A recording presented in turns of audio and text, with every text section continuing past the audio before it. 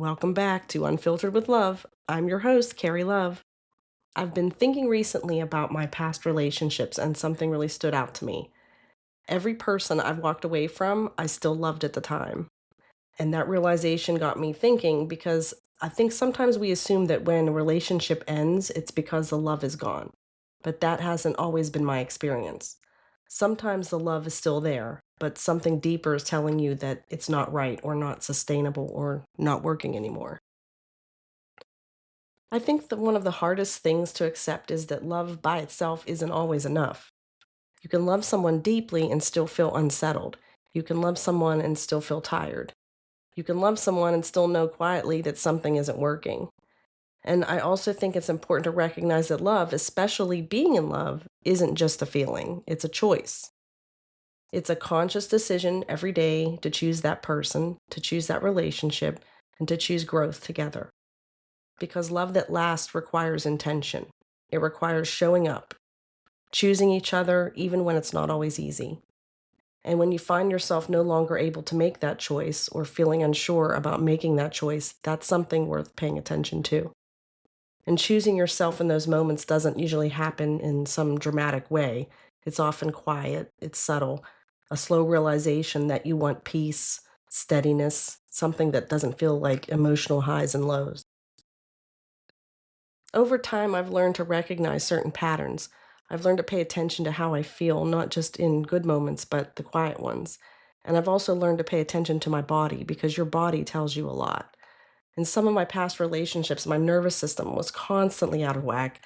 I didn't feel calm. I felt anxious and unsettled and on edge. Even when things seemed okay on the surface, something inside me didn't feel grounded. And I think sometimes we overlook that. We try to talk ourselves into things. We try to justify and focus on the good things. But your body often knows before your mind is ready to admit it. Because when you're in something that feels healthy, there's a sense of calm and steadiness and peace. And over time, I realized that emotional steadiness, calm, and consistency were actually what I was craving. Not the roller coaster, not the uncertainty, not the chaos, just peace. Something else I've learned is that sometimes you grow in a relationship and the other person doesn't grow with you. You start to expand and become more self aware. You begin doing the healing and the reflection and the inner work. And sometimes the other person just isn't in the same place as you. It doesn't necessarily mean that they're a bad person, and it doesn't mean that they don't care, but you begin to feel a distance forming, almost like a deep ravine, because you're changing and they're not. And sometimes when challenges arise, people are able to grow together. They're willing to do the work, to look inward and to evolve. But other times they're not. Sometimes they're not ready or not interested, or they're just simply not capable at that moment. And that's incredibly hard because you can still love someone and still realize that they can't meet you where you are. I've also realized something about myself in past relationships. I'm someone who naturally wants to take care of people. I don't like hurting people. And in some of my past relationships, I stayed longer than I should have, not because it was right, but because I didn't want to hurt their feelings. I was trying to protect them. But in doing that, I was hurting myself. And that's when I had to really sit with the idea that I couldn't be a martyr of myself for the rest of my life, staying in relationships that weren't a good fit just to avoid hurting someone else. Because that's not fair to either person. It's not fair to me and not fair to them. Because if you're staying out of guilt or fear or obligation, you're not fully showing up in the relationship anyway. And that realization was hard, but it was also freeing. I think the hardest part is when you realize all of this and you still love the person. Because walking away when you're angry or hurt or resentful is one thing. Walking away while you still care, while you still see the good in them, while you still love them, that's something entirely different. And there's another layer to this too. You also have to think about the other person. If you know deep down that something isn't working, and you know you're unsettled, and you know it's not right, are you really doing right by them by staying? Because sometimes we think staying is the kinder choice. But sometimes staying means holding someone in something that isn't fully right for either of you.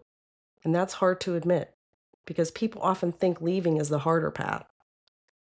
I once saw something that really stayed with me.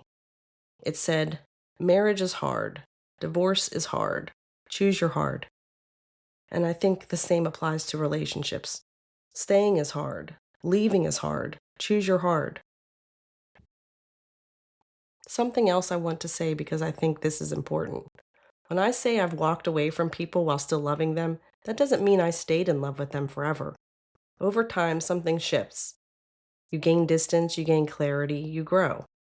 You still care about them as a person, you still appreciate the time you shared, but that in love feeling fades, and that's okay.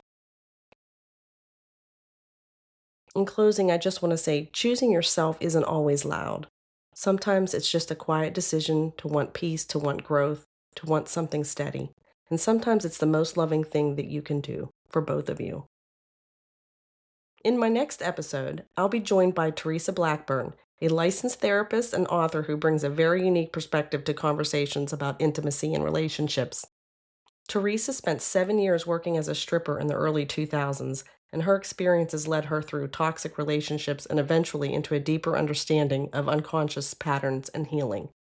Together, we'll talk about casual intimacy versus deeper connection and what it really means to share yourself with someone on a more meaningful and even soul level. I'm really looking forward to sharing that conversation with you. This is Unfiltered with Love. I'm your host, Kerry Love, and I'm really glad you're here.